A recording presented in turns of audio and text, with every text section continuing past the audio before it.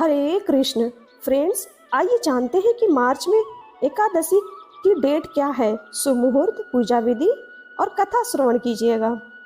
सनातन धर्म में एकादशी का बड़ा धार्मिक और आध्यात्मिक महत्व है। इस विशेष दिन भगवान विष्णु की पूजा की जाती है। सभी वैष्णव इस दिन का व्रत रखते हैं और मंत्रों का जाप करके भगवान विष्णु की पूजा करते हैं और उनका आशीर्वाद लेते हैं। जो जातक एकादशी के दिन श्री हरि विष्णु की पूजा करते हैं, उन्हें जन्म और मृत्यु के चक्र से मुक्ति मिलती है। एकादशी वर्ष के प्रमुख व्रतों में से एक है। यह दिन श्री हरि विष्णु की पूजा के लिए समर्पित है।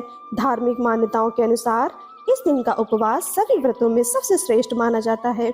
यही कारण है कि भक्त इस दिन भगवान विष्णु के लिए कठोर उपवास का पालन करते हैं। यह व्रत सूर्योदय से शुरू होता है और अगले दिन यानी द्वादशी पर समाप्त हो जाता है। एकादशी व्रत की तिथि माह में 2 बार आती है, जिसका अपना एक खास महत्व है।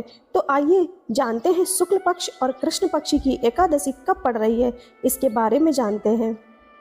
मार्च में पड़ने वाली एकादशी तिथि विजया एकादशी कृष्ण पक्ष एकादशी तिथि की शुरुआत 6 मार्च 2024 सुबह 6:30 से विजया एकादशी तिथि का समापन 7 मार्च 2024 सुबह 4:13 पर।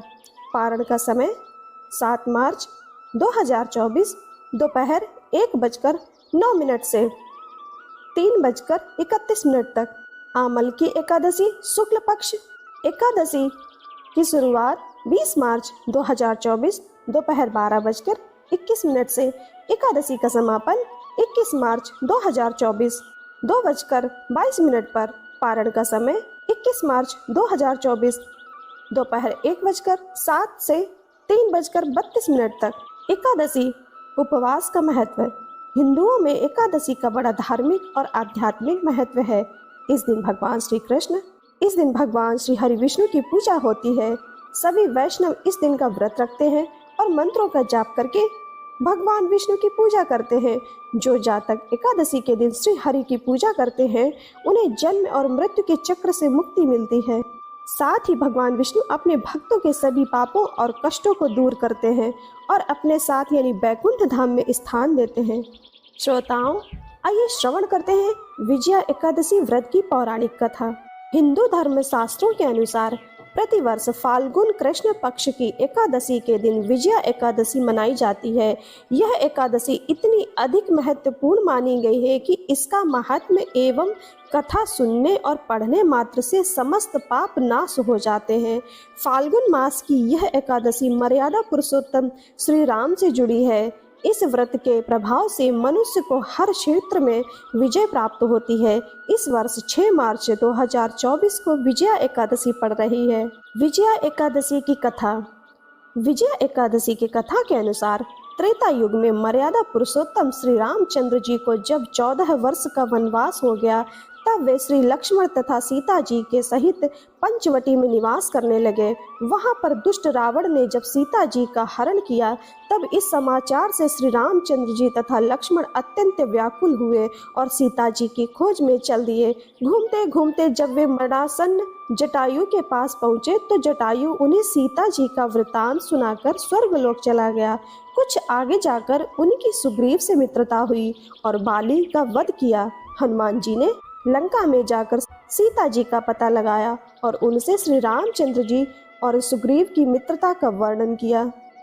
वहां से लौटकर हनुमान जी ने भगवान श्री राम के पास आकर सब समाचार कहे। श्री रामचंद्र जी ने वानर सेना सहित सुग्रीव की संपत्ति से लंका को प्रस्थान किया।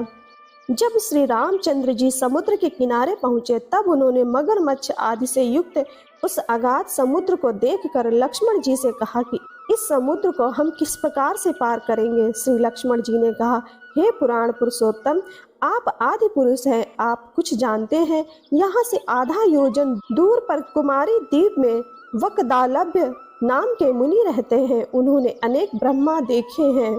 आप उनके पास जाकर इसका उपाय पूछिए। लक्ष्मण जी के इस प्रकार के वचन सुनकर श्री रामचंद्र जी वकलाधव्य ऋषि के पास गए और उनको प्रणाम करके बैठ गए। मुनि ने भी उनको मनुष्य रूप धारण किए हुए पुराण पुरुषोत्तम समझकर उनसे पूछा कि हे राम, आपका आना कैसे हुआ। रामचंद्र जी कहने लगे कि हे ऋषि, मैं आपकी सेना सहित यहाँ आया हूँ और राक्षसों को जीतने के लिए लंका जा रहा हूँ। आप कृपा करके समुद्र पार करने का कोई उपाय बतलाइए, मैं इसी कारण आपके पास आया हूँ। वकदालव ऋषि बोले कि हे राम, फाल्गुन मास के कृष्ण पक्ष की एकादशी का उत्तम व्रत करने से निश्चय ही आपकी विजय होगी, साथ ही आप समुद्र भी पार अवश्य कर लेंगे। हे राम, यदि तुम भी इस व्रत को सेनापतियों सहित करोगे तो तुम्हारी विजय अवश्य होगी। अतः हे राजन, जो कोई मनुष्य विधि पूर्वक इस व्रत को करेगा, दोनों लोकों में उसकी अवश्य विजय होगी। श्री ब्रह्मा जी ने नारद जी से कहा था कि हे पुत्र, जो कोई इस व्रत के महात्म्य को पढ़ता या सुनता है, उसको वाजपेयी यज्ञ का फल प्राप्त होता है।